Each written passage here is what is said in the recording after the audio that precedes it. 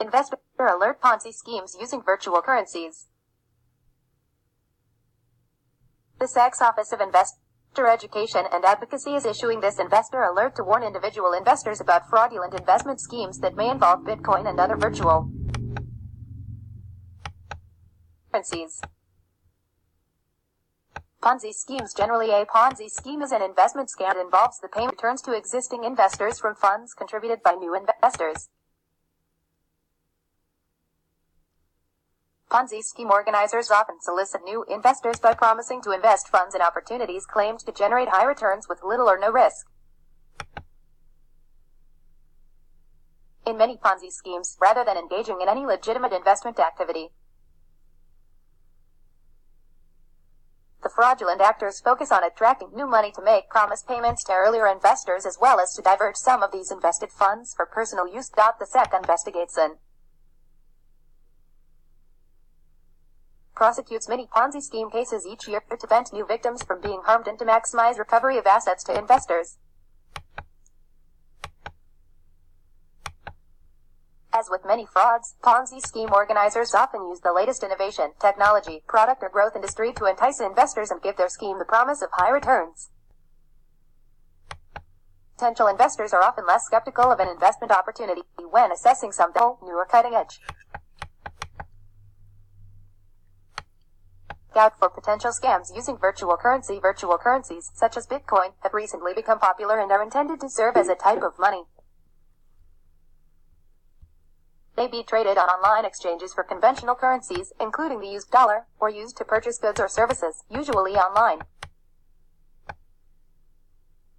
We are concerned that the rising use of virtual currencies in the global marketplace may entice fraudsters to lure investors into Ponzi and other schemes in which these currencies are used to facilitate fraudulent or simply fabricated investments or transactions. Fraud may also involve an unregistered offering or trading platform. These schemes often promise high returns on the ground floor of a growing internet phenomenon. May also be attracted to using virtual currencies to perpetrate their frauds because transactions in virtual currency supposedly have greater privacy benefits and less regulatory oversight than transactions in conventional currencies. Any investment in securities in the United States remains subject to the jurisdiction regardless of whether the investment is made in US dollars or a virtual currency. Individuals selling investments are typically subject to federal or state licensing requirements. Common red flags of fraud. Many Ponzi schemes share common characteristics. Following are some red flags. High investment returns with little or no risk. Every investment carries some degree of risk, and investments yielding higher returns typically involve more risk. Guaranteed investment returns or promises of high returns for little risk should be viewed skeptically. Overly consistent returns. Invest go up and down over time, especially those seeking high returns. Be suspect of an investment that generates consistent returns regardless of overall market conditions. Non-registered investments. Ponzi schemes typically involve investments that have not been registered with the SEC or with state securities regulators. Non-licensed sellers. Federal and state securities laws require certain investment professionals and their firms to be licensed or registered. Many Ponzi schemes involve unlicensed individuals or unregistered firms. And secretive and/or complex strategies and fee structures. It is a good rule of thumb to avoid investments you don't understand or for which you can't get complete information. And I know minimum investor qualifications. Most legitimate private investment opportunities require you to be an accredited investor. You should be highly skeptical of investment opportunities that do not ask about your salary or net worth. Issues with paperwork. Be skeptical of excuses regarding why you can't review information about the investment in writing. Always read and carefully consider an investment's prospectus or disclosure statement before.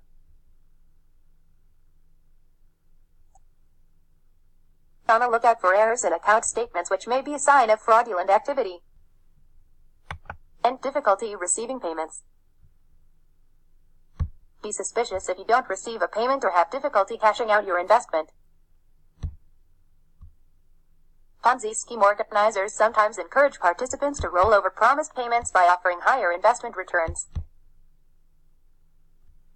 Comes through someone with a shared affinity. Fraudsters often exploit the trust derived from being members of a group that shares an affinity, such as a national, ethnic, or religious affiliation. Sometimes, respected leaders or prominent members may be enlisted, knowingly or unknowingly, to spread the word about the investment.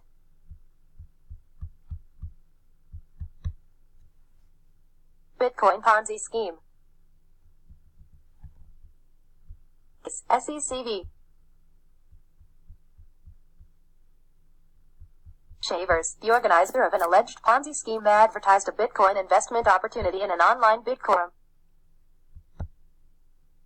Investors were allegedly promised up to 7% interest per week on that the invested funds would be used for Bitcoin arbitrage activities in order to generate the returns. Instead, invested Bitcoins were allegedly used to pay existing investors and exchanged into used dollars to pay the organizer's personal expenses. Where can I go for help? A question or concern about an investment, are you fraud? Please contact the SEC. FINRA or your state securities regulator to report the fraud and to get assistance. U.S. Securities and Exchange Commission Office of Investor Education and Advocacy, 100 F Street, Northeast Washington, D.C., 20549-0213. 732-0330sec.govinvestor.gov. Industry Regulatory Authority FINRA. FINRA complaints in 2509 Key West Avenue, Rockville, Maryland, 20850. 301-590-6500 www.finra.org/investors/ North Administrators Association.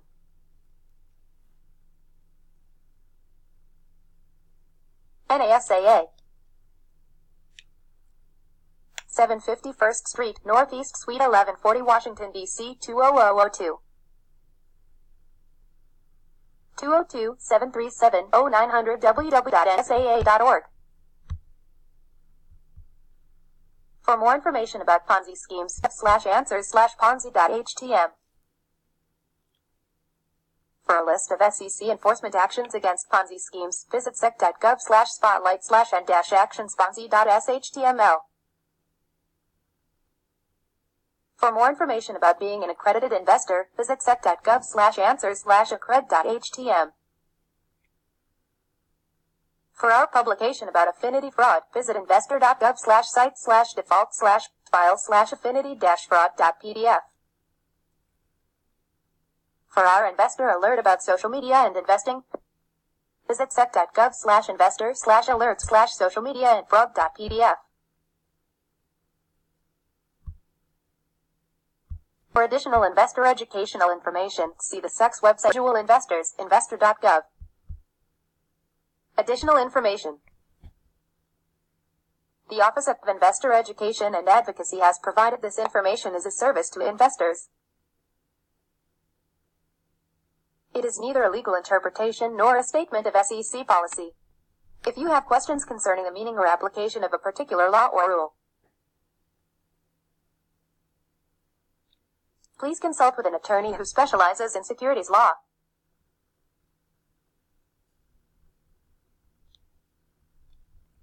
All right. As you see,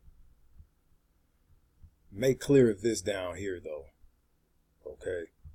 But even with making clear of this down here, now let me say this first. Put this disclaimer out here due to the fact that it's a Security Exchange Commission document, or it has their trademark, among other things, on the document, but it's saying this down here. I'm currently, and everything that's on the Crypto Plan Group's website is not financial advice at all. We are cryptocurrency and other projects, should I say crypto project researchers, and we put whatever we work to put, or we find out that may be good for the group or anyone interested in the group. We find information on projects that seem to be viable to us. And there are no, we are not licensed by any U.S. or foreign organization. Okay? Any U.S. or foreign governments. We have no licenses or certificates from any of those people who run those organizations. Understand, it's people who run those organizations. So that has to be said clearly first. Now, we're not financial advisors of any sorts with any certificates from any of those organizations, foreign or national, or any government, foreign or national. Again, this is being posted because, and this will be posted on the Crypto Plan Group's page, because this is something, because we are cryptocurrency project researchers, that we feel we need to post. A lot of these, let's make this clear, a lot of these people that are getting and has been getting involved with cryptocurrency don't even understand the magnitude or cryptocurrency, period. They just found out that they can make some money and they just threw some money in there without doing research. So this investor alert is something that I see kind of good. I disagree with some of it, but I'm not, SEC been around for no telling how long. And it's ran by lawyers and people like that who, by the way, if they just don't agree with you on how you're doing things, they're going to make a law to just, curve what you're doing and make what you're doing look bad. I'll give you a perfect example. I had a case, and in that case, I was researching real estate. And because I had real estate law, which every damn person pretty much dealing with real estate and real estate attorneys look at, they said because I had legal stuff like this that you're seeing, that you're reading and listening to right now, because I had that around, that I knew what I was doing was wrong. So I'm saying that to say this. They can turn whatever you say around. But if you have a document like this, you at least want to have the knowledge to know what's going on. And it is a reference point, no matter what the fuck they come up with in anything. You have a reference point on, okay, this could be what they call a Ponzi scheme. You might want to research Ponzi, okay, and see where that word came from. It's a little history. It's a history behind that, but it could be this. It could be a scam. But then when you read through half of this stuff, it boils down to half the shit you in is a scam then. So you have to take, personally, I'm going to say you have to take a lot of this stuff with a grain of salt.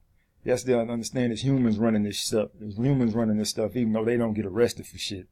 And they're part of the biggest problem to why fraud is going on. It's all people. SEC is a company. It's ran by people.